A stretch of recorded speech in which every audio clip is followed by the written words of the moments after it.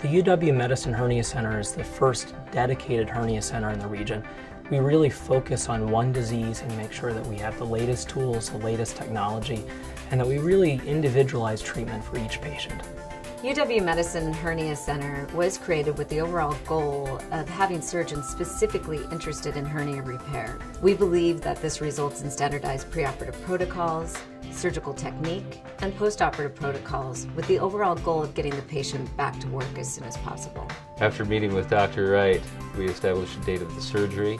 I came in the morning and I was able to go home about 4 hours later. So the most common hernia that we see here is the inguinal hernia, or hernia in the groin.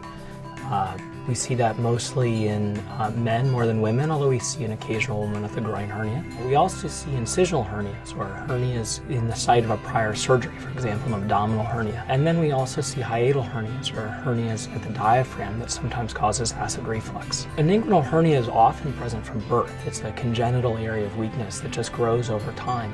In other people, it's an acquired hernia that comes from heavy lifting or straining. The most common treatment for an inguinal hernia is surgery. We repair the hernia to bring the contents of the abdomen back to where they're supposed to be, and then reinforce the muscle with a piece of artificial material called mesh. Some patients just need reassurance. Other patients may be suitable for a minimally invasive operation, and others might need a complex abdominal wall reconstruction. The most important thing is the conversation with the patient to find out what the goals of the patient are and what the medical need is. When I checked in, it was quite a simple process. They confirmed, yes, that it was a hernia, and then told me my options.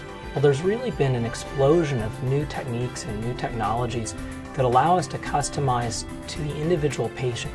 And I think that a dedicated hernia center really allows us to bring the whole array of new techniques to bear to every individual patient.